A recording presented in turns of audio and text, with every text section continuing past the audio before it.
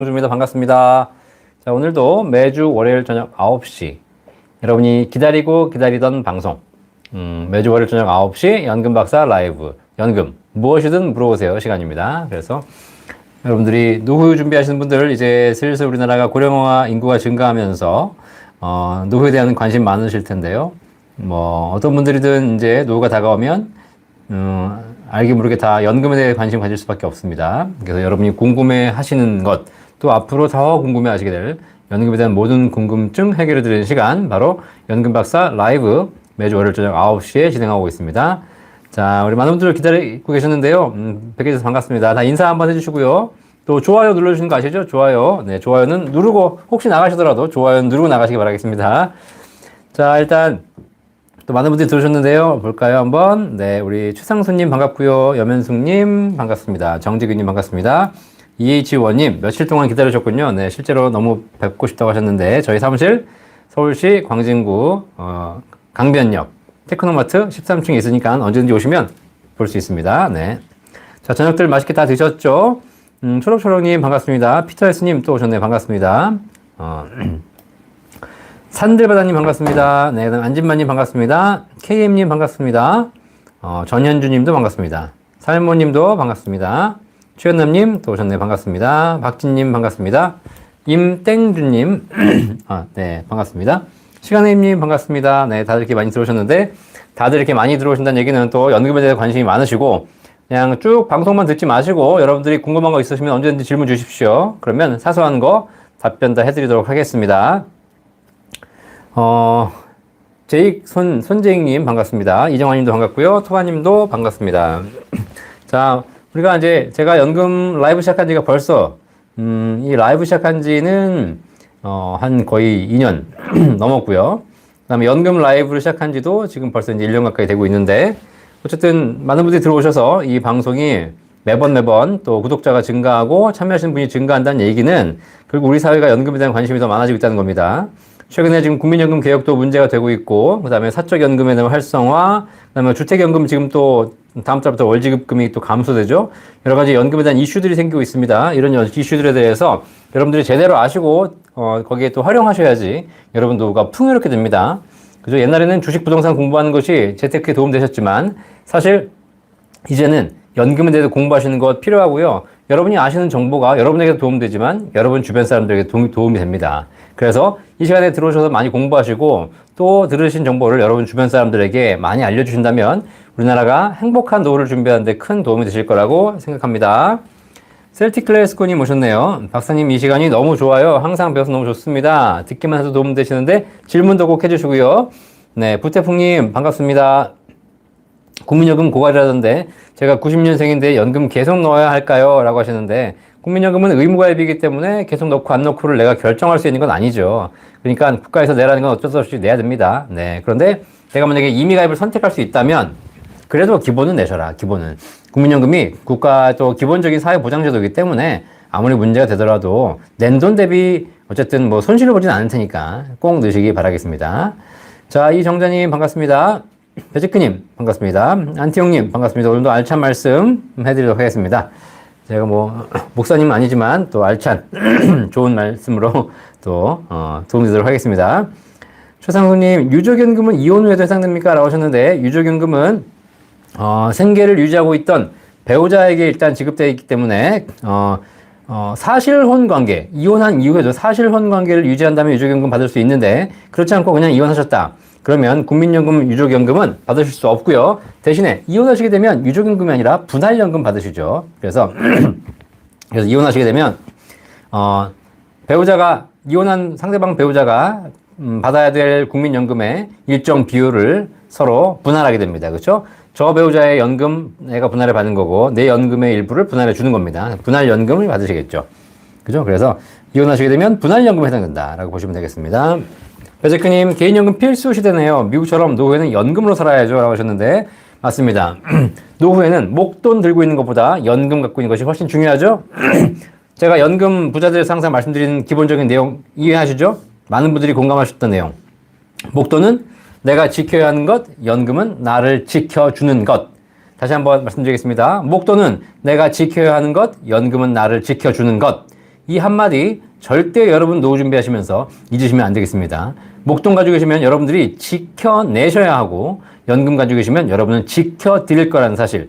젊을 때는 이 부분에 대해서 깨닫지 못하지만 나이가 들어갈수록 목돈이라는 것이 내가 얼마나 지켜야만 하는 위험한 자산인가를 깨닫게 되신다는 사실이고 결국 그렇게 갖고 계시다가 소진하거나 날리시기보다 연금으로 가지고 계셔서 행복한 노후를 준비하시기를 바라겠습니다. 네. 자, 이파랑이님 반갑습니다. 최현남님 매주 월마다 박사님 강의 열심히 듣고 있습니다. 연금의 궁금증을 하나하나 잘 배우고 있습니다. 감사합니다 하셨는데 제가 더 감사합니다. 잔다크님 반갑습니다. 네, 제카님 변액연금은 원금 보장이 안 되는 건가요? 라고 하셨는데 네, 변액보험. 변액연금은 기본적으로 여러분 내신 돈을 주식에 투자하는 투자형 연금이죠. 그러다 보니까 주식시장이 올라가면 변액연금 같은 경우에는 수익률이 올라서 적립금이 쌓입니다. 반대로 주가가 떨어지면 손실을 보겠죠. 왔다 갔다 하기 때문에 기본적으로 손실이 적용되는 상품이라고 보시면 되겠습니다. 자, 그런데 이 변액연금이 일정한 조건 하에서 원금을 보장해 주는 것이 있습니다. 이게 바로 뭐냐면 연금 개시 시점에 손실이 발생하는 경우에는 기납입보험료, 원금을 보증해 줍니다. 굉장히 좋으시죠? 손실 나면 수익 나면 수익을 주고 손실 나더라도 연금 개시 시점에는 원금을 보증해 준다. 굉장히 좋은 것처럼 들리시죠? 하지만 그렇지 않습니다. 이게 바로 독소 조항입니다. 투자 상품에 있어서 원금을 보장해 준다는 얘기는 좋은 것이 아니라 독소 조항이라는 거 꼭 명심하세요. 아시겠죠? 왜? 그냥 해주는 게 아니거든요. 아니, 투자라는 것이 오르면 오르고 떨어지면 떨어지는 것이지. 오르면 오른 거 다 주고 떨어지면 다 원금 보장해 주고 세상에 이런 게 어디 있습니까? 그죠? 네. 결국 세상에 공짜는 없습니다. 보증해 준다는 얘기는 보증 수수료를 뗀다는 얘기입니다. 그런데 이 변액연금의 원금 보증 수수료가 엄청나게 높습니다. 그렇기 때문에 실제로 이게 배보다 배꼽이 더 큰 거죠. 이 원금 보증 수수료 띄느라고 원금이 안 됩니다. 이해되시겠죠? 자, 그래서 혹시 변액연금 가입하시면서 원금 보장된다라는 것 때문에 가입하셨다면 여러분들은 사실 더 큰 보증료와 수수료를 부담하고 있다는 사실 꼭 명심하시고 저는 개인적으로 투자를 하지 말든가 할 거면 제대로 하든가 해야지 투자를 한다고 하면서 어설프게 원금 보장은 안 되나요? 이런 얘기가 오히려 더 문제가 있는 거라고 생각하기 때문에 할 거면 하고 하지 말 거면 안 하고 해야 하시는 게 꼭 좋다라는 말씀 드리겠습니다. 자, 초록초록님. 아이들이 알바로 4대 보험 가입 경력이 몇 달씩 있는데 그럼 현재 국민연금 납부 예외 상태인가요? 나중에 취업 후 추후 납부해서 가입 기간 모두 인정받을 수 있는지 언제 추납하는 게 좋은지 알려주세요 라고 하셨습니다. 자, 아이들이 알바하고 계시네요. 그죠? 알바. 4대 보험 가입 경력이 있으시네요. 자, 그러면 4대 보험 가입 경력이 있다는 것은 이미 국민연금을 내고 있다는 겁니다. 자, 그런데 지금 일을 안 하신다면 지금은 학생이기 때문에 그렇게 되면 납부 예외가 되거든요. 그러니까 지금은 안 내고 있습니다. 하지만 나중에 취업하게 되면 지금 가입 경력을 쌓으셨기 때문에 지금 쉬는 기간, 이 기간이 나중에 낼 수 있는 추후 납부 기간이 되겠습니다. 자, 그러면 여러분 이분이 이제 나중에 내가 직장생활 시작하면서 아무 때나 추후 납부하시면 되겠고요. 이 추후 납부는 최대 10년 미만 119개월까지만 가능하고 이 추후 납부는 현재 법이 바뀌지 않는 이상 이 추후 납부는 언제 하셔도 좋습니다. 그런데 연금 받기 전날 하는 게 제일 유리하겠죠. 굳이 미리 하실 필요는 없습니다. 사실 내가 그 다음에 그 이후에 국민연금 제도가 어떻게 바뀔지도 모르는 거고 내가 언제 죽을지도 모르는 거고 이런 상황이기 때문에 굳이 미리 하실 필요 없이 먼저 해봐야 큰 이익이 없기 때문에 국민연금은 늦게 하시는 게 좋습니다. 아시겠죠? 자, 최상수님. 연금이 자식보다 더 믿음이 큰 것 같아요 라고 말씀하셨는데 맞습니다. 맞습니다. 물론 자식들도 굉장히 훌륭하고 효도하는 자식들이 많이 있겠지만 사실 자식도 인간이고 또 자식이라는 게 뭐 자식만 있는 것이 아니라 자식의 배우자도 있고 또 가족도 있고 여러 가지 있지 않습니까? 다 엮여 있습니다. 내리사랑이라고 자식은 자식의 또 자식이 자식을 사랑해야죠. 그러다 보니까 어쨌든 자식이 부모를 지원하는 것은 한계가 있죠. 자, 그러면 결국은 여러분이 자식을 도와주고 자녀를 지원해 주는 건 좋지만 내가 살 노후는 챙겨놓고 나서 자식을 도와줘야죠. 내가 살 것도 준비하지 않은 상태에서 자식을 도와줘가지고 결국은 자식이 부모를 몰라라 하거나 혹은 자식이 부모를 또 생계를 지원하느라고 굉장히 또 어려움을 겪거나 이러면 또 서로가 불편해지지 않습니까? 그래서 일단 연금을 필요한 만큼 준비하시고 그리고 나머지를 자식한테 지원해 주시는 게 훨씬 좋은 것 같습니다. 자, 박진님. 40대 중반 여자한테 가장 좋은 연금이 무엇일까요? 라고 말씀하셨는데 지금 이제부터라도 연금을 준비하려는데 연금 종류가 많아서 너무 어려워요 라고 하셨죠? 자, 이런 거 어떻게 하시라고요? 연금에 대한 궁금증이 있다? 어떻게 하시라고? 여기 있잖아. 1800-3624. 저희 연금박사 상담센터로 전화 주시면 연금에 대한 모든 궁금증을 해결해드리고 있습니다. 사실 우리 박진님 궁금하신 게 있지만 40대 중반 여자한테 가장 좋은 연금이 뭘까요?는 굉장히 모호한 질문입니다. 우리 40대 중반이시지만 다른 연금이 뭐가 있는지, 그 다음에 지금 현재 소득이 얼마나 있으신지, 또 직업이 뭔지 이런 게 다 알아야지 또 거기에 대해 연금 포트폴리오 짤 수 있거든요. 그죠? 그런 것도 모르는 상태에서 그냥 단순히 뭐가 좋습니다 라고 얘기하는 거는 그냥 상품 하나를 팔겠다는 것이지 컨설팅, 포트폴리오가 아니거든요. 자, 그래서 내가 어떤 상황인지를 구체적으로 말씀해 주시면 정확한 대안을 말씀드릴 수 있는데, 사실 이것이 이렇게 방송으로서 단순하게 답변 드리기는 좀 어려운 부분입니다. 그래서 내가 진짜 궁금하고 종합적인 포트폴리오가 필요하다, 나에게 맞는, 또 우리 가족에게 맞는 연금이 필요하다라고 하셨을 경우에는 저희 센터 전화 주시면 1800-3624에서 저희 전문가들이 상담을 통해서 좋은 연금을 추천해 드리도록 하겠습니다. 물론 뭐 수익률만 따지자면 제가 지금 말씀드리는 5%, 7% 연금들 많이들 가입하고 계시지만 누구에게나 또 그 연금이 좋은 건 아니기 때문에 꼭 한번 컨설팅이 필요한 부분입니다. 시간의님, 옛날엔 퇴사하면 국민연금을 일시금으로 줘서 받았는데 받은 연금 다시 내서 기간을 늘리려고 하니 받은 금액 150만 원 정도인데 다시 내려고 하니까 600만 원 정도예요 라고 하셨습니다. 불입하는 게 나은가요? 라고 하셨는데, 자, 이분은 옛날에 거의 한 20년 이전에 국민연금을 이제 회사를 퇴사하면서 일시금으로 받으신 거거든요. 국민연금을 이미 반환하신 겁니다. 반환 받으신 거예요. 자, 그래서 국민연금을 어떻게 보면 해지하신 거죠. 해지하신 거. 그런데 지금 이 반납제도가 있죠. 반납제도가 옛날에 반환 받아간 국민연금 일시금을 지금 다시 반납하면 국민연금을 또 올려주는 이런 제도가 있습니다. 이 반납은 굉장히 유리한 제도죠. 지난 그 수십 년 전에 받아가는 금액이 150만 원인데 지금 내려니까 600만 원 내리는 거예요. 600만 원. 그러니까 이게 뭐 내가 받아간 건 150밖에 안 되는데 지금 반납을 600만 원 하라 그러면 4배를 하라 그러면 이건 사기꾼이 아니냐라고 생각하시겠지만 600만 원 내고 내 국민연금액이 올라가는 걸 계산해 보세요. 자, 그러면 이게 가성비가 엄청나게 좋습니다. 실제로 만약에 반납을 600만 원 정도 하신다면 연금액은 한 달에 얼마씩 올라갈 거냐면요. 보통 못해도 15에서 20만 원씩 올라갈 거예요. 연금액이. 자, 그러면 내가 한 달에 10만 원씩만 올라간다 하더라도 1년이면 120만 원 받고요. 5년이면 600만 원 다 받습니다. 내가 600만 원 내가지고 한 달에 연금이 10만 원씩 올라가서 만약에 5년 받으면 원금 다 받고 10년 받으면 2배 받고 20년 받으면 4배를 받아요. 자, 반납은 이렇게 사실상 너무 후한 제도입니다. 그렇기 때문에 반납 대상이 되시는 시간의 힘님은 반드시 하셔야 됩니다. 반납은 안 하는 사람이 바보입니다. 아시겠죠? 반납 때문에 국민연금 기금이 고갈되는 겁니다. 아시겠습니까? 네. 그런데 중요한 건 기금 고갈돼서 못 받는 사람들은 나중에 가서 문제고 지금 내가 대상이 된다면 반드시 하셔야 되는 것이죠. 아시겠죠? 그러니까 600만 원 낸다고 거기에 대해서 뭐 불만 갖지 마시고 600만 원 내면 연금이 얼마나 올라가는지 잘 한번 보십시오. 미니멈 10만 원 이상 올라갈 겁니다.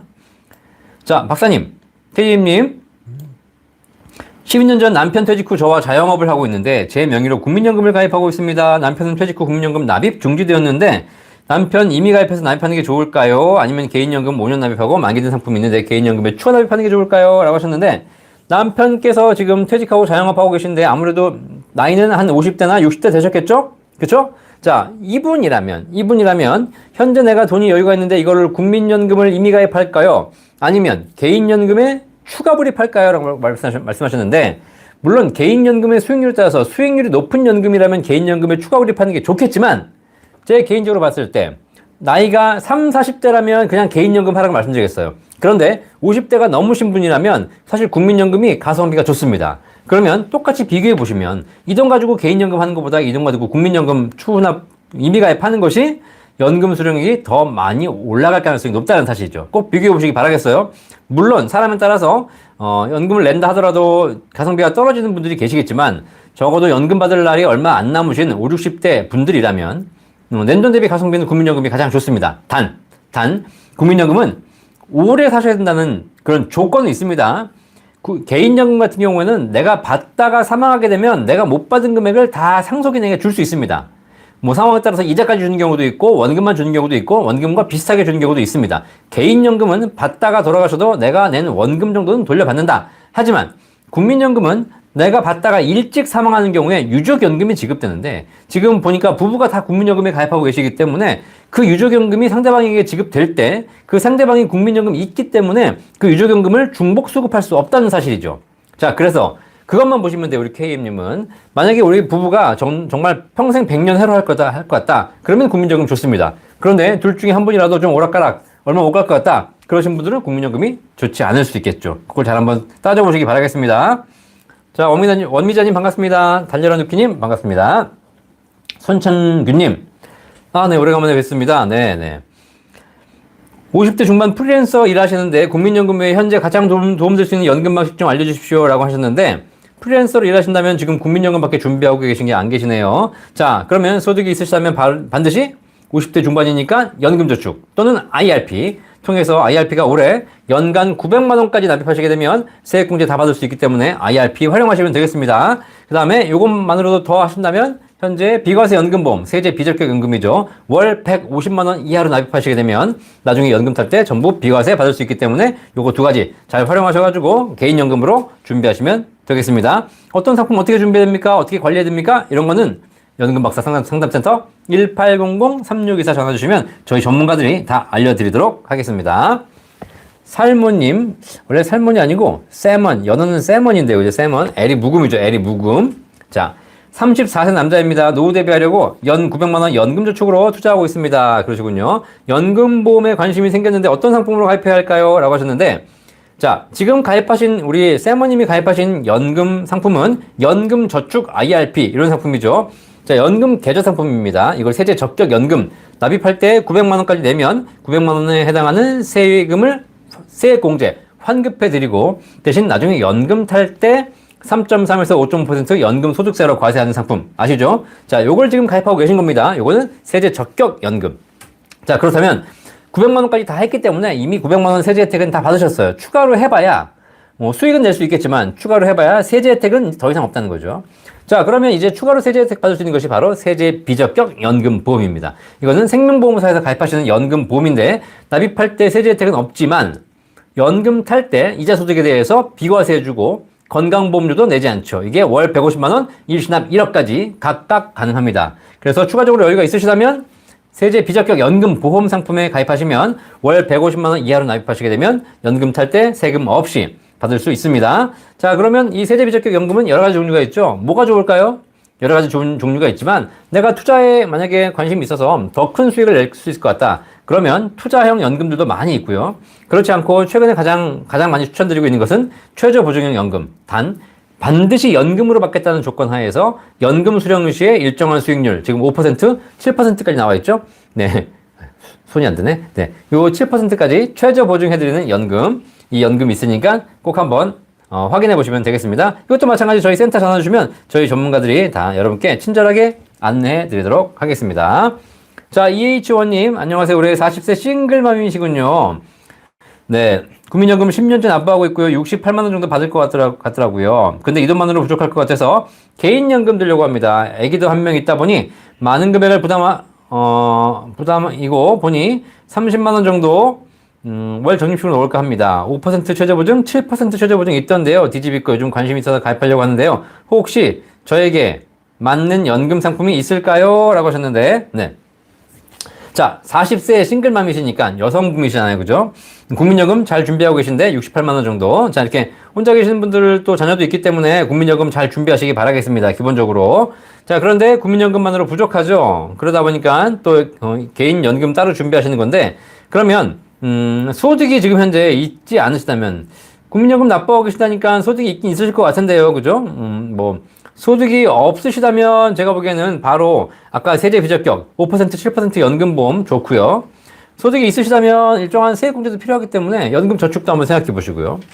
지금 연금저축 세액공제 받는 곳이 있고 그 다음에 5% 7% 보증이 있는데 만약에 특별히 소득이 없으시거나 소득이 많지 않은 경우에는 제가 보기에는 연금저축도 좋지만 지금 비과세 연금보험이 5% 7% 보증까지 나와 있으니까 준비하시기 바라겠습니다. 연금을 많이 받을 목적이면 지금 40대시니까 7% 최저보증 연금 굉장히 좋은 조건으로 딱 25년간 유지하게 되면 7% 다 받을 수 있거든요.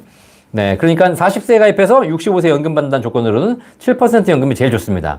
자, 그런데 내가 지금 싱글맘이고 내가 지금 애가 있는데 혹시라도 내가 중간에 혹시라도 일찍 사망하는 경우에 그래도 남은 금액을 많이 남겨주고 싶다. 그러면 7%는 사망 시 보증이 안 되거든요. 자, 그러면 그때는 5% 연금을 하시는 것이 사망 시 또 최저 보증을 할 수 있습니다. 연금액은 좀 적지만 사망 시에 더 유리한 조건이 있기 때문에 그런 걸 잘 감안하셔가지고 선택하시면 되겠고요. 모르면 갈등되면 반반, 양념 반, 후라이드 반. 아시겠죠? 반반 하시면 되겠습니다. 자, 미소님, 국민연금 배우자와 합해서 건강보험료 내는 건가요? 라고 하는데, 네. 국민연금은 각각의 소득이시기 때문에 각각의 건강보험료를 내셔야 됩니다. 아시겠죠? 그러니까 배우자 합해서가 아니라 각각 내시는 겁니다. 각각. 자, 황미라님, 배우자가 사망하면 배우자 연금을 받고 있다가 본인 연금 받을 시기에 본인 연금 포기를 해야 되는데 연금 낸 돈 본전이라도 줍니까? 자, 황미라님, 배우자가 사망하면 배우자 연금을 받고 있다가 본인 연금 받을 시기에 본인 연금 포기를 해야 되잖아요. 그죠? 네. 자, 한번 보셔야 돼요. 자, 이게 있습니다. 그러니까 본전, 결론적으로 본전 못 받습니다. 자, 자, 만약에 내가 연금 받을 나이가 안 됐는데 배우자가 사망하셨어요. 그럼 배우자의 유족연금 받아야 되거든요. 그죠? 근데 유족연금 받아야 되는데 내 연금이 개시되지 않습니까? 근데 내 연금과 배우자의 유족연금 중에 큰 거를 받게 됩니다. 자, 근데 배우자의 유족연금 선택했다? 그럼 내 거는 포기해야 되는 것이죠. 아시겠죠? 내 걸 선택했다? 그럼 배우자 유족연금의 30%만 줍니다. 유족연금의 30%. 자, 그러면 결국은 배우자의 유족연금 받는다 그러면 내 연금은 본전이 아니라 한 푼도 못 받습니다. 한 푼도.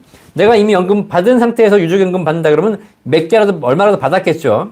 그렇지만 내가 연금 받기 전에 연금 받을 나이가 되기 전에 혹시라도 배우자가 돌아가셔가지고 유족연금으로 살고 있다? 그럼 내 연금은 못 받습니다. 더 억울한 거 말씀드릴까요? 더 억울한 거? 더 억울한 건 뭐냐면 유족연금을 받고 있어서 앞으로도 이 유족연금이 훨씬 커가지고 이 유족연금으로 살아야 되면 나는 앞으로 내 연금 못 받거든요. 못 받아. 확실해. 그런데도 불구하고 내가 지금 근로소득이 있다면 회사에서 내 국민연금을 띄어갑니다. 아시겠죠? 나는 내 연금 못 받을 게 확실한데 확실하기 때문에 지금부터 뭐 내기도 싫겠지만 그런데 어쩔 수 없이 국민연금은 띄어가기 때문에 내야 된다는 사실이에요.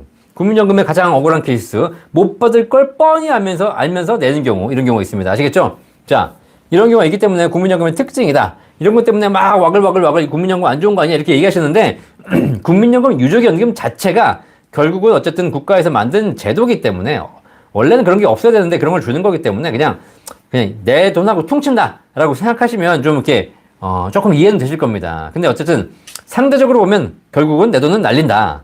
차라리 내가 국민연금 가입 안 했더라면 더 많이 그냥 좀 덜 억울할 텐데 이렇게 생각할 수도 있겠죠. 그걸 한번 참고해 보시기 바라겠습니다. 달려라 누키님, 박사님 제가 자영업자라서 연금저축 노란우산 가입해서 적립 중입니다. 라고 하셨는데 노란우산의 경우에 연금을 받을 경우에 죽을 때까지 연금으로 수령이 가능할까요? 라고 하셨는데 노란우산은 사실상 이제 노란우산 가입하신 분들은 소득공제 받고 나중에 일시금으로 받으시는 거거든요. 근데 일시금으로 받지 않고 10년, 20년 분할 수령이 가능합니다. 그런데 이 노란우산은 보험 기능이 아니기 때문에 평생 연금으로 수령 기능은 없고요. 일정 기간 동안 나눠서 수령하는 분할 수령 기능만 있다라고 보시면 되겠습니다. 자, 시간내님 감사하고요. 손감년님 반갑습니다. 네. 또 질문들이 많이 주고 계신데요. 네. 윈0280님도 오셨고요. KM님 50이시군요. 50. 네, 50이시면 국민연금 유리할 겁니다. 강복자님, 박사님 반갑습니다. 네. 위니0280님 반갑습니다. 네, 토마님, 오늘 국민연금 연기 감액제도 폐지 관련 소식이 있나요? 또 퇴직금도 일시금으로 수령하는 걸 제한해서 연금으로 받겠다는 말이 있던데 사실일까요? 라고 하셨는데, 네, 오늘 뉴스에 나왔죠. 국민연금 연기 감액제도는 폐지를 추천한다고 했죠. 폐지하는 건 아니고, 알 수 없죠, 사실. 근데 이게 무슨 얘기냐면, 기초연금 받을 때, 국민연금 받으시는 분들은 국민연금과 연계해서 기초연금을 감액하겠다는 얘기입니다. 기초연금 30만원 받는데, 국민연금 받는 게 있다면, 국민연금 있으니까 기초연금 좀 덜 받아 라고 해서 감액하겠다는 얘기죠. 그래서 기초연금 받을 때 국민연금 연계해서 얘를 감액해버리는 이런 제도가 있습니다. 자, 그런데 국민연금은 내가 낸 돈이고 기초연금은 국가가 주는 건데 이거 내가 낸 돈이 있는데 왜 이것 때문에 국가에서 주는 걸 감액하냐 라고 불만들이 많으셨죠. 국가는 국민연금 받는 거는 여러분이 내서 내가 낸 돈으로 받는 거라고 생각하시겠지만 국가는 그렇게 생각하지 않아요. 국민연금의 절반만 당신이 낸 돈이고 절반은 국가가 지원해 준 거야. 이게 국가의 생각입니다. 기초연금은 국가가 주는 거잖아요. 그러니까 국민연금도 받고 기초연금도 받으면 국민연금의 절반도 국가가 주고 기초연금도 국가가 주는 거기 때문에 국가가 주는 복지 혜택이 중복이 된다고 생각하는 거죠. 그래서 깎아! 이렇게 되는 겁니다. 이해되시겠죠? 국가는 그렇게 생각하고 있어요. 근데 받는 사람들은 아무도 그렇게 생각하고 있지 않죠. 그러니까 이게 뭐냐면 국가가 제도를 만들어 놓고 국민들에게 홍보, 교육을 제대로 안 한 겁니다. 아시겠죠? 아무리 좋은 제도도 제대로 홍보하지 않으면 결국은 멍텅하게 되는 거 아니겠습니까? 그러니까 이거는 철저하게 국가의 잘못입니다, 사실. 잘 만들었으면 잘 홍보했어야지. 자, 그러니까 지금 이런 경우에서 결국은 국민연금 때문에 기초연금 감액하는 제도는 폐지하라고 추천이 되어 가고 있는 겁니다. 제가 보기에도 폐지하는 게 맞는 것 같아요, 이거는. 자, 알 수 없는 거고요. 퇴직금을 자꾸 이제 집 산다고 빼가지고 다 말아먹고 나중에 퇴직금이 없으니까 결국은 퇴직금을 일시금을 수령하는 걸 막아서 정확하게 얘기하면 일시금 수령 막는 것이 아니라 중도 인출을 좀 막는 거죠. 중도 인출. 그래서 나중에 퇴직금을 연금으로 수령할 수 있도록 이렇게 만든다고 하는데요. 이것도 뭐 아이디어인 거고 실제로 개인재산은 이래라 저래라 할 수는 없죠, 사실. 막는 건 아니고 그렇게 하면 더 불이익을 주겠죠, 사실. 네. 개인재산을 내가 뺀다고 하는데 국가가 이렇게 저렇게 막을 수는 없는 거죠, 사실. 자, 킹왕짱대빵님 반갑습니다. 바람소리님 반갑습니다. 초록초록님, 현재 사학연금 내고 있어서 국민연금 불입 못하고 있고 그동안 9년 5개월간 불입을 했어요. 국민연금 가입 기간으로 재취업 시 만 60세까지 가입 가능해요? 그렇습니다. 자, 사학연금과 국민연금은 같은 공적연금이기 때문에 둘 다 동시에 낼 수는 없습니다. 하지만 사학 재직 시에는 사학연금 내시는 거고 이걸 그만두고 나면 그 다음부터 국민연금 내실 수 있습니다. 그렇죠? 그리고 만약에 이 사학연금 재직 기간은 국민연금 못 냈지만 그 이전에 국민연금 낸 기간이 있다. 그럼 얘가 합산해가지고 국민연금을 또 받을 수 있겠죠. 그리고 설령 국민연금 가입한 기간이 좀 부족하다 하더라도 공적연금 가입 기간이 연계가 되거든요. 그렇기 때문에 그럴 경우에는 국민연금도 혹시 10년 납입 안 됐다 하더라도 연금으로 받을 수 있습니다. 자, 그래서 만 60세까지 하실 수 있고요. 60세 이후에도 국민연금은 연금 받기 전까지 이미 계속 가입이 가능하니까 충분히 가입하셔서 사학연금도 받고 국민연금도 받으시기 바라겠습니다. 자, 위니0289님, 연금보험 있죠? 이거 확정이율 상품인데, 그죠?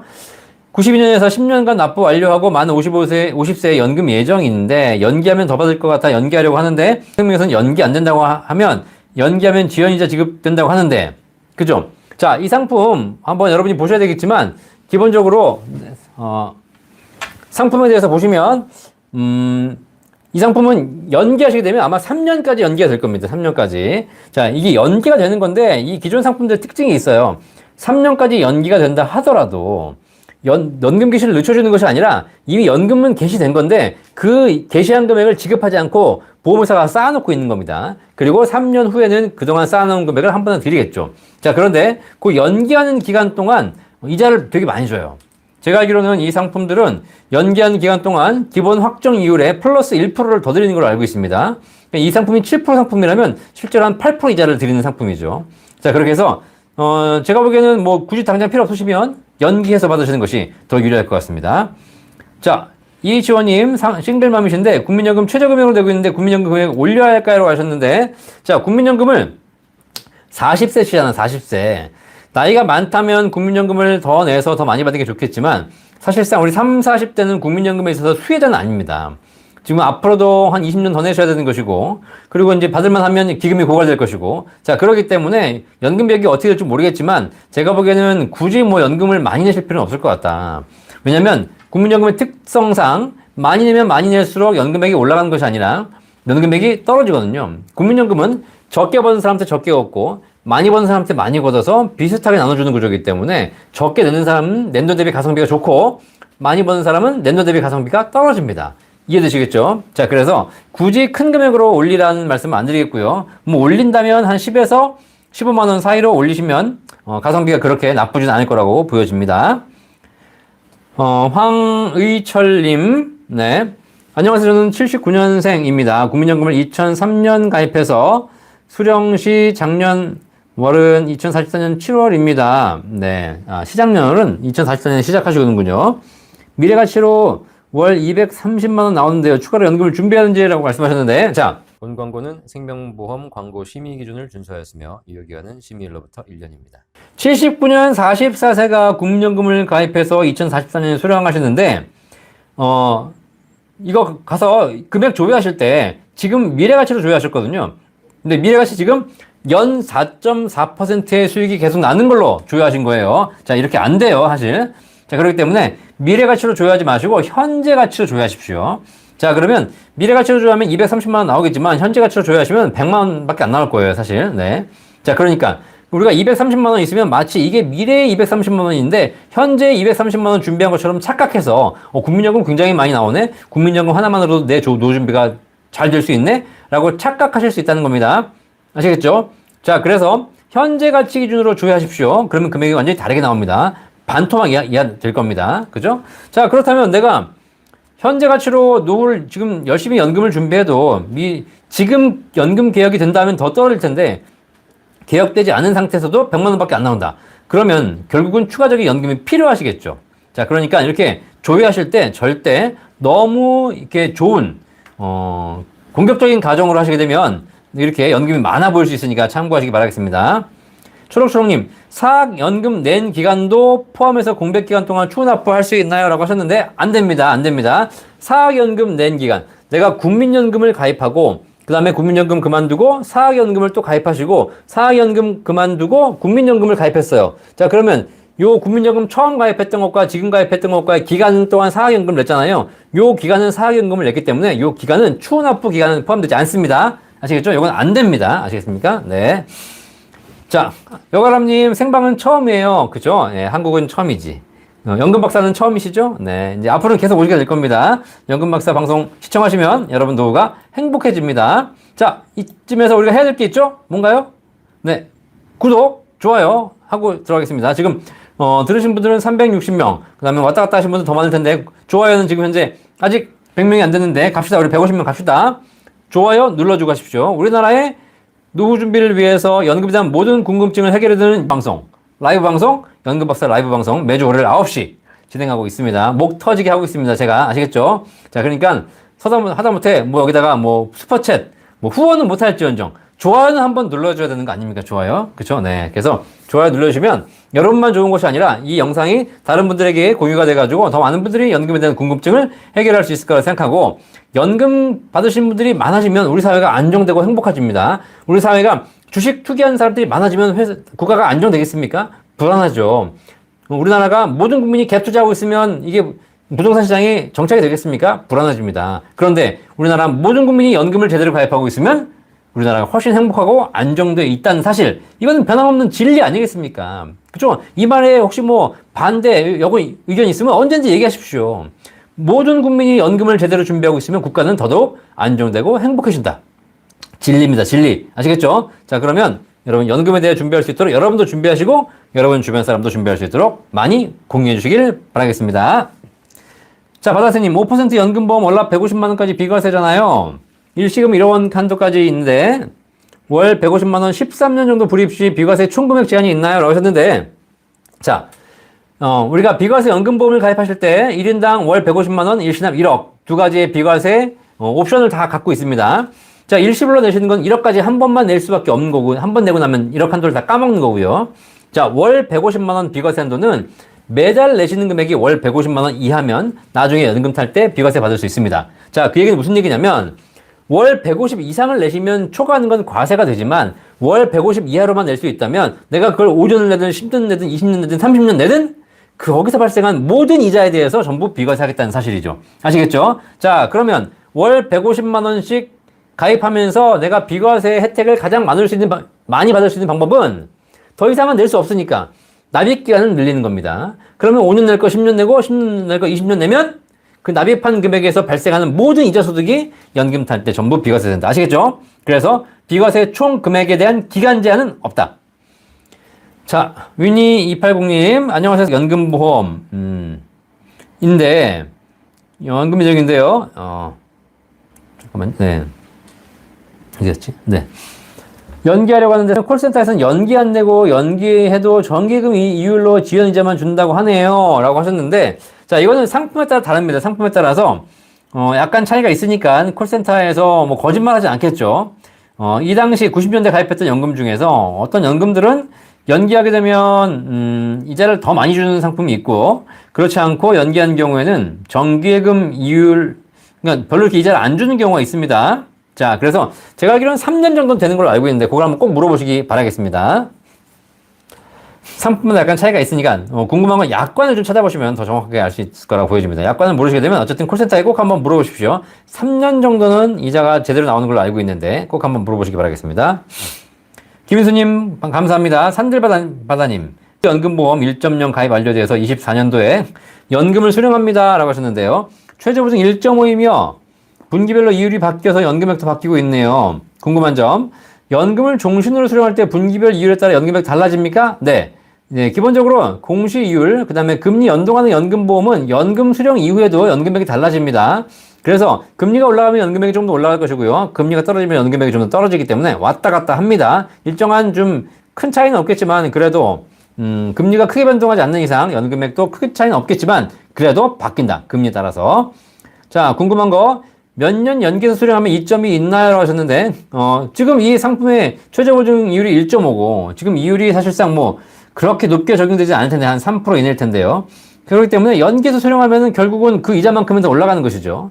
만약에 내가 수익률이 좋다면 늦게 수령해서 더 많이 싸서 연금 받는 게 좋은 것이지만 만약에 수익률이 낮다면 그리고 별로 연계봐야 도움이 안 된다면 그냥 빨리 연금 개시하셔가지고 그걸로 연금 받으시고 그 돈이 내가 연금 받은 돈이 필요 없다면 그 돈으로 다시 재투자하시면 되겠습니다. 아시겠죠? 자, 그래서 제가 연금 수령 방식 영상에서 말씀드렸지만 내가 갖고 있는 연금의 수익률이 높다면 최대한 더 불려서 늦게 수령하는 것이 좋은 것이지만 내가 갖고 있는 연금의 수익률이 낮다면 그걸 주구장창 연기하는 건 의미 없다. 빨리 하루라도 빨리 수령해서 그 수령한 금액을 가지고 다시 재투자하는 법을 활용해 보시면 되겠습니다. 축하금은 일정한 10년 단위로 장수 축하금 해가지고 드리는 거죠. 네, 그런 거는 뭐 그냥 보너스로 드린다고 생각하시는 거겠지만 결국은 그 안에 다 포함되어 있는 걸 좀 나눠준다라고 생각하시면 되겠습니다. 허미라님 감사합니다. 네, KM님 좋아요 감사합니다. 최상수님, 박사님 남편의 연금 60만원 받고 있는데요. 저는 이미 가입 내고 있어요. 가입 기간 채우면 저의 연금도 나오는 거죠? 라고 하셨는데 남편의 연금이라는 것이 남편의 유족연금 받고 계신다면 남편의 유족연금을 만약에 남편이 돌아가셔가지고 유족연금 받고 계신다면 최상수님 같은 경우에는 이미 가입 내셔도 나중에 가입 기간 채운다 하더라도 못 받습니다. 왜냐면 남편 유족연금이 더 큰 경우에는 결국은 내 돈은 포기하는 것이죠. 하나 알려드릴까 하나? 자, 여기서 팁이 하나 있어요. 중요한 팁. 만약에 우리 최상수님이 이미 가입하고 계셨는데 어쩔 수 없이 내긴 냈잖아요. 그죠? 자, 가입기간 10년을 채우면 무조건 연금으로 받으셔야 되는데 연금으로 받으려고 보니까 남편의 유족연금보다 크지 않기 때문에 그냥 포기하셔야 돼요. 자, 그런데 그렇지 않고 내가 10년을 안 채우면 납입하는 원금의 이자까지 돌려받습니다. 아시겠죠? 자, 그러니까 이런 경우에는 오히려 가입기간 10년을 채우지 않는 것이 좋을 수도 있기 때문에 꼭 한번 확인해 보시기 바라겠습니다. 자, 유영수님 연금보험 3년째 밀어넣고 있는데요. 3년 지나면 이자 못 받는 건가요? 라고 하셨습니다. 그런데 이런 연금들이 3년까지는 이자를 드리는데 3년 지나면 이자를 안 드리거든요. 자, 그러면 그때부터는 연금을 묻어두시는 것이 아니라 아까 말씀드렸죠. 수익률이 낮기 때문에 그냥 빨리 수령하시는 겁니다. 수령해가지고 묻어두지 마시고 수령해서 쓰라는 얘기가 아니라 수령해가지고 그걸 다시 재투자하시면 되겠습니다. 한 달에 50만 원씩 받을 수 있으면 50만 원 받아가지고 50만 원씩 매달 삼성전자 주식 사시면 되는 거 아니겠습니까? 아시겠죠? 그러니까 우리가 연금이라는 것이 꼭 필요해야 받는다고 생각하시는데 그것이 아니라 이제는 연금도 받아서 재투자가 가능하다. 아시겠죠? 꼭 한번 확인해 보시기 바라겠습니다. 자, 우리 배수차님 오셨네요. 그죠? 박사님 안녕하세요. 이번에 튀르키예 지진을 보면서 느낀 게 당장 돈이 들어가는 게 아까워서 내진 설계 안 한 게 이렇게 많은 인명피해를 내고 있습니다. 연금도 당장 돈 들어가는 게 아깝다고 안 넣으면 노후 삶에 지진이 왔을 때 비참한 삶을 살 수 있을 거라 생각합니다. 노후 삶의 든든한 내진 설계는 연금이라고 생각합니다. 강의할 때 사람에게 많이 알려주세요. 라고 하셨습니다. 감사합니다. 역시 우리 또 배수차님도 매번 방송할 때마다 이렇게 또 정말 주옥 같은 멘트를 주고 계십니다. 자, 우리가 지금 이제 튀르키예, 옛날 터키죠. 지진이 나가지고 다들 좀 안타까우시죠. 정말 많은 분들이 지진 때문에 지금 또 피해를 당하셔가지고 굉장히 사실, 지금 현재 역사상으로 보면 굉장히 큰 재앙입니다, 사실. 안타깝죠. 정말 시간이 되면 가서 또 돕고 싶은데, 어쨌든 그런 일들이 많이 벌어지는 걸 보니까 우리도 정말 거기서 좀 반면교사 배워야 될 게 있습니다. 아무리 그래도 터키가 이렇게 못 사는 나라도 아닌 것 같은데 이렇게 건물들이 우르르 무너지는 거 보면 정말 지진 강도가 센 것인지 진짜 부실공사인지 걱정되거든요. 자, 그래서 어쨌든 뭐 건물의 설계도 중요하지만 내 인생 설계도 중요합니다. 그럼 내 인생 설계도 든든하게 다져가시는 게 되게 좋겠죠. 그냥 부실하게 설계되어 있으면 언젠가 한번 무너지는 것이고, 특히 젊을 때는 어떻게든 끌어왔는데 나이가 들어가지고 이제 내가 판단력이 흐려지고 정말 여러 가지 문제가 생길 때 내가 제대로 연금 준비가 안 되어 있다면 굉장히 큰 리스크가 올 수 있기 때문에 여러분들 꼭 한번 생각해 보시기 바라겠습니다. 우리 배수찬님 좋은 말씀. 노후 삶의 든든한 내진 설계는 바로 연금이다. 아, 이거 명언입니다. 명언. 감사합니다. 자, 이파랑이님 감사합니다. 진하다님 감사합니다. 황희철님, 연금박사에서 연금 상담 받으려면 어떻게 해야 되나요? 연금박사 상담센터 1800-3624 전화 주시면 저희 전문가들이 연금에 대해서 구체적으로 다 도와드리도록 하겠습니다. 만약에 내방 원하시면 저희 사무실은 지하철 2호선 강변역 테크노마트 13층에 있으니까 언제든지 지나가시다 들러주시면 또 따뜻하게 커피 한 잔 제공해 드리도록 하겠습니다. 최상국님, 박사님 목 아픕니다. 따뜻한 물 한 잔 마시고 시작하도록 하겠습니다. 또 감사합니다. 목 아픕니다. 목이 터져라 연금에 대해 상담해드리고 목이 터져라 연금이 중요하다고 말씀드리고 있어요. 사실 네, 왜냐면 우리나라에서 이렇게 얘기하는 사람 저밖에 없어. 저밖에. 그죠? 근데 중요한 건 젊은 사람들은 연금의 중요성을 모르는데 나이 들어서 실제 노후를 살고 계신 분들은 연금이 왜 중요한지 다 알고 계시다는 겁니다. 근데 중요한 건, 더 중요한 건 뭐냐면 그때 가서 깨달으면 늦는다. 아시겠죠? 아픈 다음에 내가 건강의 중요성을 깨달으면 뭐 하겠습니까? 일찍 아프기 전에 건강 관리 하셔야 되는 것이죠. 마찬가지입니다. 노후에 들어가기 전에 지금부터 미리미리 연금 준비하셔야 여러분 노후가 안정적인 노후가 가능하다는 거 아시겠죠? 이거는 모든 선진국에서 이미 증명이 되고 있는 사실이기 때문에 그걸 제가 여러분께 말씀드리고 있는 건데, 사실 이런 얘기를, 이런 뻔한, 이런 정말 당연한 얘기를 이렇게 목 터지게 해도 못 알아듣는다는 거 정말 큰일 아니겠습니까? 그죠? 네. 이제 부동산, 주식 그만하시고 연금에 대한 것도 좀 관심을 가지시고 내 노후에 안정적인 소득을 꼭 준비하시기 바라겠습니다. 자, 원인녀님, 뷰티님 감사합니다. 네, 뷰티님도 감사하고요. 원인녀님, 국민연금 수령액에 따라 건강보험료 많이 올라가는 것에 대한 설명 듣고 싶습니다. 라고 하셨는데, 자, 국민연금 수령액에 따라서 건강보험료 올라갑니다. 우리나라에는 모든 소득은 건강보험료 산정의 대상이 되는 것이죠. 자, 그런데 소득에 따라 약간 차이는 있습니다. 그런데 국민연금 같은 연금 소득은 내가 연금 100만 원 받는다. 그러면 100만 원에 해당하는 건강보험료를 내는 것이 아니라 연금 소득이기 때문에 절반만 잡아줍니다. 그래서 50만 원만 연금 소득으로 잡히게 되는 것이고요. 이 50만 원에 대한 건강보험료 부과합니다. 건강보험료 부과율은 사람에 따라 약간 다른데요. 기본적으로 지금 현재 기준이 한 7에서 8%라고 보시면 대략 감을 잡을 수 있을 겁니다. 자, 그러면 내가 연금 100만 원 받는다. 그러면 50만 원이 건강보험공단에 이제 고지가 되는 것이고, 건강보험공단은 이 사람의 연금 소득이 50만 원 있으니까 거기에 8%인 5, 8, 2, 44만 원을 국민 건강보험료를 더 내셔야 하는 상황이라는 거 알고 계시겠죠? 자, 이렇게 해서 여러분들이 소득이 있을 때마다 건강보험료 올라간다라고 보시면 대략적으로 이해를 하시겠습니다. 그리고 이런 연금이 만약에 없으시다면, 뭐 소득이 없으시다면 피부양자 대상이 되시겠죠. 자녀의 피부양자. 그럼 내가 건강보험료를 안 내도 되는 거 아니겠습니까? 그런데 이런 소득이 있으시게 되면 전부 다 잡히기 때문에 그럼 피부양자 탈락할 수 있습니다. 그죠? 자, 그러니까 피부양자 탈락 안 하려고 자꾸 무슨 뭐 연금 줄이고 이런 분들이 계신데 어쨌든 언젠가는 내시게 될 거다. 그러니까 너무 그렇게 노력하지 마셔라. 국가가 그렇게 이제 공짜로 건강보험료 안 내게 해주는 거에 대해서 별로 이렇게 바람직하게 보고 있지 않다라는 사실입니다. 진하다님, 피가 되고 살이 되는 방송 감사합니다. 네, 피가 되고 살이 되고 계시죠? 여러분 노후에 피가 되고 살이 돼서 노후에 행복을 살찌우는 그런 방송이 되실 겁니다. 매주 월요일 저녁 9시 연금박사 라이브 여러분과 함께하고 있습니다. 자, 이러면서 좀 음악 좀 듣겠습니다. 혹은 광고 듣겠습니다. 이렇게 하면서 약간 한 1분 쉬었다가 가면 좋겠는데, 도대체 이 방송은 쉴 수도 없어, 쉴 수도. 네, 그러다 보니까 계속 1시간 내내 그냥 쉬지도 않고 말을 해야 됩니다. 얼마나 피곤한지 아시겠죠? 더군다나 이 9시에. 남들은 집에 가서 누워가지고 뉴스 보면서 잘 시간에, 저는 대한민국의 연금을 전파하기 위해서, 연금 전도사로 활동하기 위해서 매주 저녁, 월요일 저녁 9시에 여러분께 방송해드리고 있습니다. 아시겠죠? 자, 반영희님, 지금 현재 개인 사업자인데요. 내년에 국민연금 타는데 연기연금이 유리할까요? 라고 하셨는데, 자, 국민연금, 지금 소득이 있으시다면 당연히 연기하셔야 되겠죠. 물론, 소득이 있으신데, 이 소득이 낮은 소득이라면 국민연금에 영향을 미치지 않지만, 소득이 만약에 있으신데, 이 소득이, 현재 기준으로 올해 좀 올랐더라고요. 한 270만 원인가 올랐더라고요.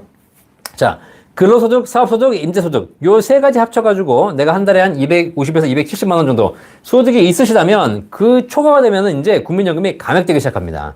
자, 그러면 내가 딴 소득이 있다고 국민연금을 감액시켜버리기 때문에 아니 그렇다고 얘를 안 벌 수도 없고 그럼 어떻게 해요? 국민연금을 연기하셔야죠. 그러면 5년간 연기 가능하고요. 5년 이후에는 이 소득이 있다 하더라도 국민연금 다 받을 수 있습니다. 아시겠죠? 그러니까 굳이 감액당하면서까지 국민연금을 받지 마시고 5년 연기하시면 되겠습니다. 물론 연기하면 늦게 받기 때문에 좀 불리할 수 있겠지만 그래도 연기하면서 또 연금액이 올라가거든요. 그래서 만약에 우리 반용혜님께서 82세 이전에만 안 돌아가시면 됩니다. 아시겠죠? 그러니까 건강 열심히 유지하셔가지고 83세 이후까지 사십시오. 그러면 연기연금이 무조건 유리합니다. 자, 이정민님 우체국 한아름연금 내년 연금 계시인데요. 일시금보다 연금 수령이 더 나을까요? 라고 하셨는데 일시금 받을지 연금 수령 받을지 걱정하실 필요 없습니다. 이거는 뭘 보는 거냐? 만약에 우리 회장님, 네, 이정민님께서 다른 연금이 많이 있으시다면 일시금 받으셔도 되겠지만 다른 연금이 없으시다면 종신연금을 받으셔서 차곡차곡 안정적인 소득을 쌓으시길 바라겠어요. 아시겠죠? 자, 나중에 이 종신연금 만약에 일시금 받았다가 나중에 후회할 수 있으니까 꼭 차곡차곡 연금부터 채우시길 바라겠습니다. 자, 이정민님 세금은 공제받지 않으셨습니다 라고 하셨는데 이 한아름연금은 연금 저축은 아니신가 보죠? 자, 그러시다면 어쨌든 연금 받으셔야 되는 게 더 좋을 거라는 생각합니다. 김승진님 이혼 소송 중이신데요. 21년간 결혼 생활 중이며 이혼 시 제가 사학연금 분할 청구할 것인데 혹시 분할연금 못 받는 경우도 있을까요? 상대방은 사학연금 25년 차입니다 라고 하셨습니다. 자, 사학연금 분할 받을 수 있습니다. 이혼하시게 되면. 자, 그런데 뭐 비율은 서로 합의해서 결정하는 것이지만 합의가 안 되는 경우는 그냥 5대5입니다. 5대5. 서로 같이 혼인한 기간에 납입한 부분에 대해서 5대5입니다. 자, 그런데 지금 두 분 다 사학연금이신 것 같은데요. 자, 분할 청구라는 얘기는 뭐냐면 저 상대방 배우자 거 분할 받으시는 거고 내 것도 분할해 주는 겁니다. 아시겠죠? 그렇기 때문에 서로 만약에 똔똔이다 그러면 이제 서로 분할하지 말자 이렇게 하시면 되는 거죠. 자, 그렇기 때문에 못 받는 경우는 없습니다. 이혼하시면 받을 수 있습니다. 자, 최상수님, 박사님 꿀팁 감사합니다. 라고 하셨는데, 감사합니다. JCHK님, 조기연금 신청해서 받다가 중단 후 다시 신청하면 기준금액이 어찌 되는지요? 라고 하셨는데, 네, 조기연금 신청해서 받다가 중단하시고 다시 신청하면 조기연금 받은 기간 빼고 나머지 기간에 대해서만 감액된다는 건 사실 보시면 되겠습니다. 아시겠죠? 네. 기준금액은 국민연금공단에 물어보시면 되는데 계산이 어렵진 않습니다. 예를 들면 내가 한 5년 조기로 땡겨봤다가 2년 받다가 다시 그냥 안 받았다. 그러면 내가 2년만 땡겨받은 거잖아요. 2년만 땡겨받은 거잖아요. 그것만 감액되고 나머지는 다 지급되니까 그렇게 보시면 되겠습니다. 정윤슬님, 내가 유족연금 받고 있는데 하나는 소멸 문제가 있는 듯 합니다. 그랬죠? 근데 이게 제도기 때문에 어쩔 수 없습니다. 중복수급이 안 되기 때문에 하나는 포기하셔야 됩니다. 아이보리님, 박사님 남편 사학연금 가입 중에 55세면 국민연금 이미 가입 안 하는 게 나은가요? 라고 하셨는데, 남편이 사학연금에 가입 중이시고, 55세면, 그렇죠. 국민연금 반드시 가입하셔야죠. 자, 왜 그러냐면, 자, 아까 제가 중복수급 안 된다 그랬는데, 자, 혹시라도 100년 해로하시면 둘 다 받을 수 있습니다. 자, 그런데, 남편도 사학연금, 배우자도 사학연금. 그래요. 자, 그러면 두 분 다 받으시겠지만 한 분이 돌아가시게 되면 이분의 유족연금이 지급되는데 중복수급이 안 되기 때문에 하나는 포기하셔야 되는 것이죠. 자, 그렇기 때문에 문제가 생깁니다. 그런데 국민 중복수급 안 됩니다. 사학 중복수급 안 됩니다. 그런데 사학 국민 중복수급 됩니다. 자, 무슨 얘기냐? 남편이 사학연금 받고 계시다가 부인은 이미 가입하셔가지고 국민연금 받고 계세요.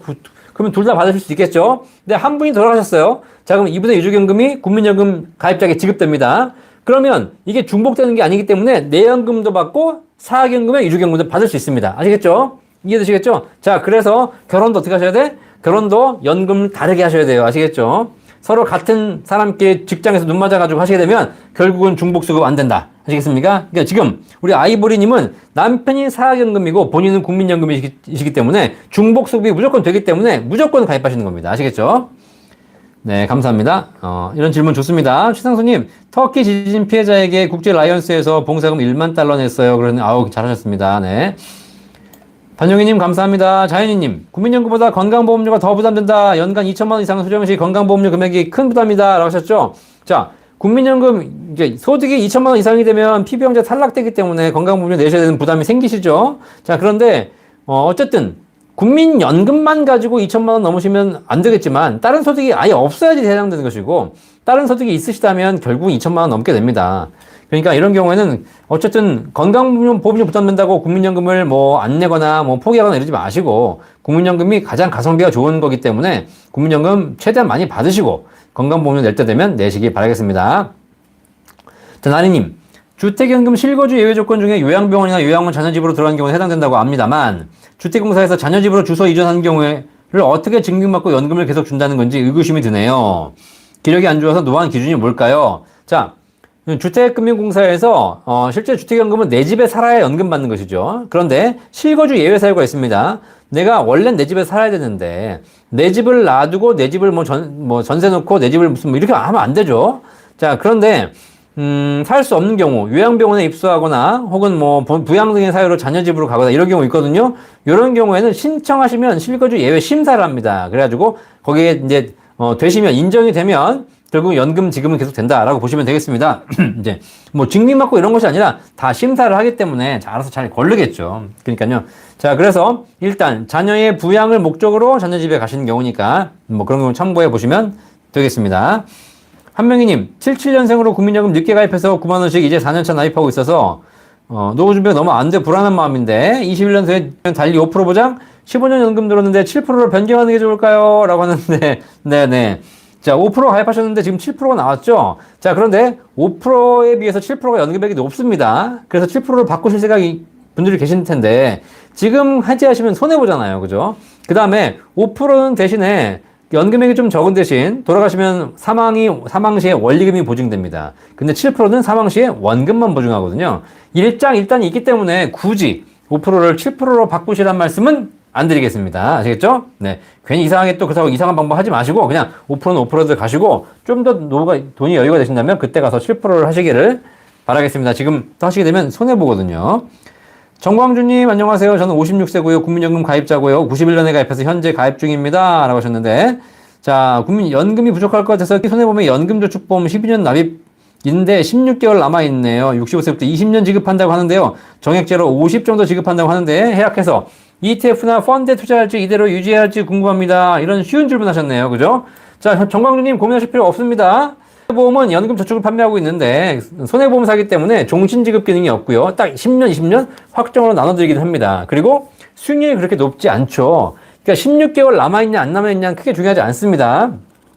이 연금 저축을 그냥 내가 안정적으로 금리가 낮아도 계속 가져가겠다 그러면 통해서 받으시면 될 거고 지금 말씀하신 대로 내가 이거를 좀 투자해서 수익을 좀 내보겠다라고 생각하신다면 해지할 필요 없습니다. 해지하지 말고 연금저축은 이전이 가능합니다. 이전. 국가에서 허용해 주는 겁니다. 그래서 손해보험에 있는 것을 증권사의 연금저축 펀드로 이전하시면 됩니다. 그러면 해지가 물론 그렇게 되면 금액이 넘어갈 텐데 지금 쌓여있는 환급금이 넘어가거든요.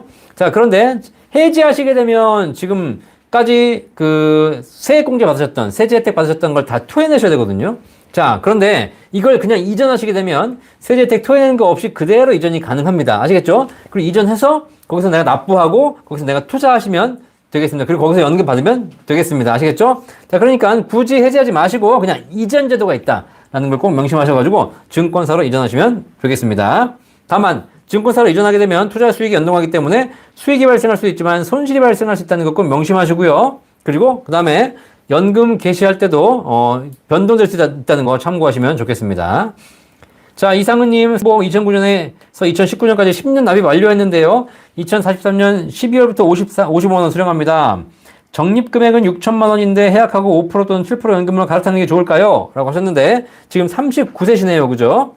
최저보증 2%고 지금의 일은 3.44입니다. 라고 하셨는데 자, 주가 연계 연금보험에 하셨어요. 그러다 보니까 납입은 완료하셨겠지만 적립금이 6천만 원인데 사실상 이것이 낸돈 대비해서 손실 구간인지 수익 구간인지 모르겠네요. 그죠?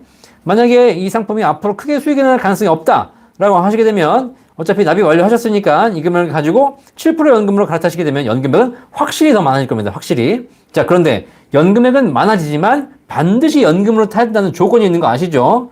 그렇기 때문에 나중에 해지하지 않을 거라는 생각이 있으시면 7% 연금만 갈아타게 되면 연금액은 반드시 올라갈 겁니다. 자, 그건 참고하시면 되겠습니다.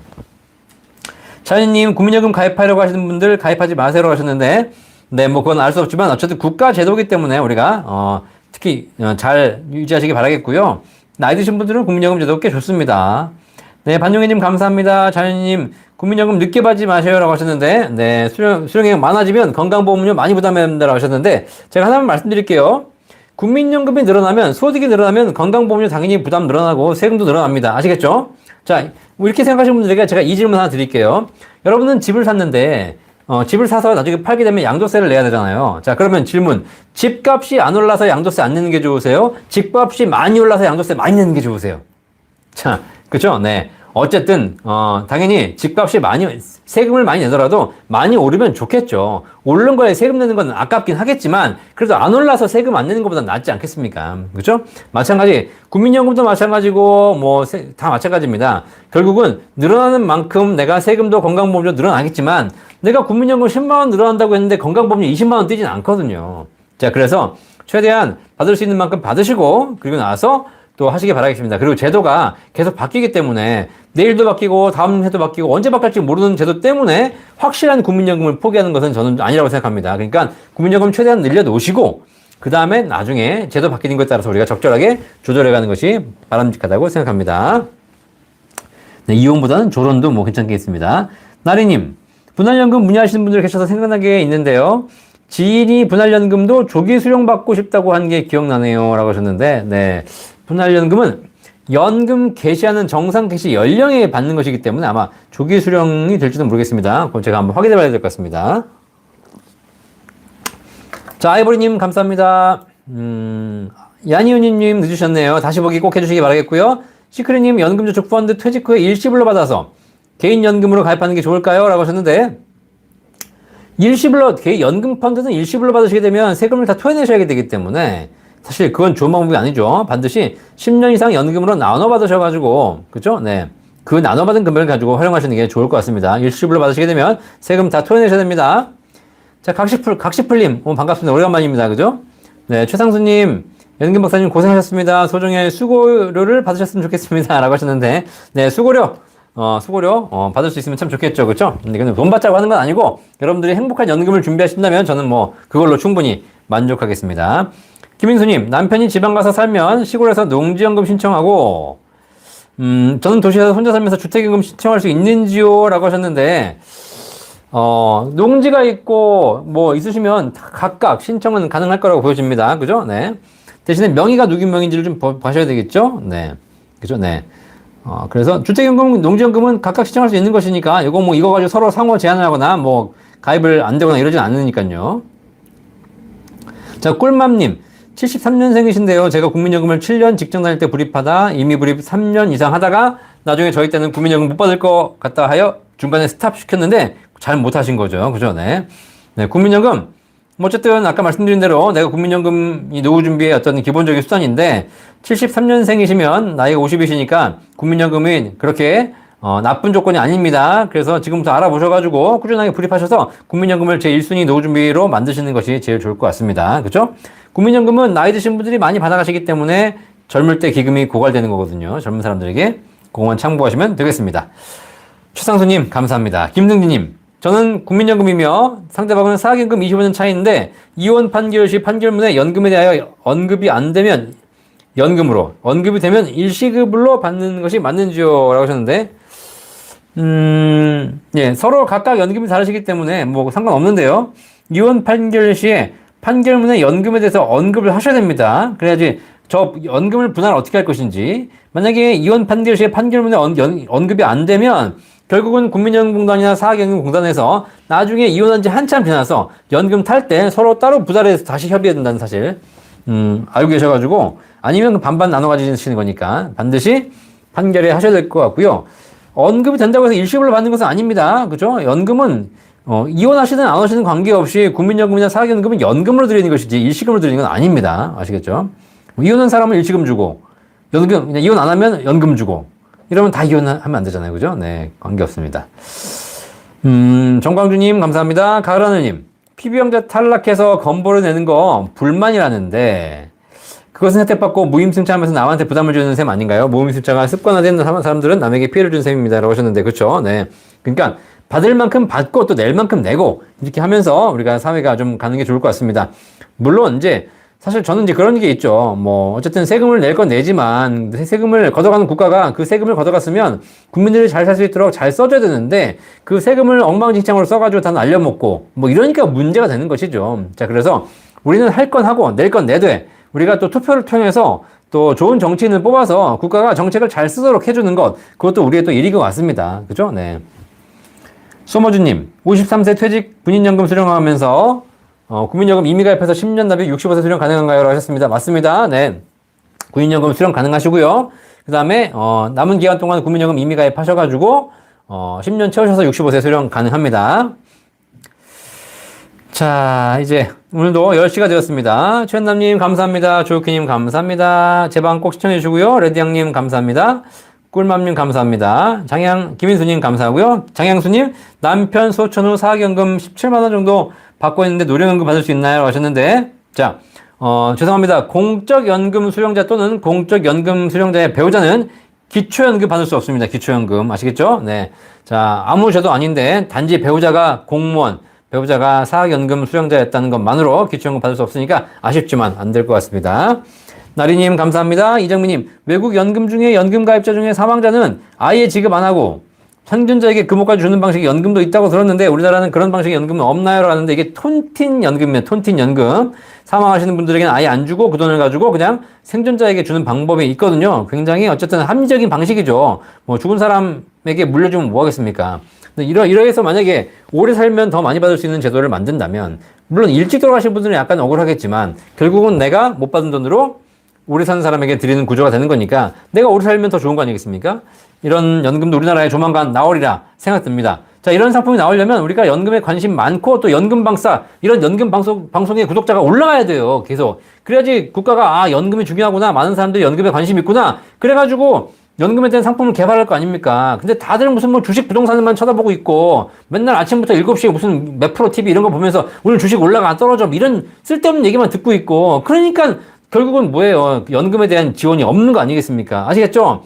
뭐 주식 올라가고 떨어지고 이런 방송 그만 보세요. 어차피 그거 본다고 여러분 돈 되지도 않고 그죠? 맨날 보면 뭐해? 맨날 결국 그 본 사람이 더 많이 더 실패해. 하지 마시고 이런 좋은 방송을 많이 홍보해 주시기를 바라겠습니다. 자, 이제 오늘도 10시가 되어서 방송 마치도록 하겠습니다. 오늘 시청해주신 여러분 감사합니다. 매주 월요일 저녁 9시 연금박사 라이브 여러분이 진행하고 있기 때문에 연금에 대한 모든 궁금증 해결해드리고 있고요. 추가적인 궁금한 사항은 연금박사 상담센터 1800-3624로 전화주시면 저희 전문가들이 여러분께 궁금한 점 다 해결해드리도록 하겠습니다. 자, 질문이 계속 늘어나고 있으니까 다음 주에도 줄 서서 미리미리 들어오셔가지고 미리미리 질문하시면 제가 또 미리미리 답변해 드리도록 하겠습니다. 오늘 참여해주신 모든 구독자 여러분 감사드리고요.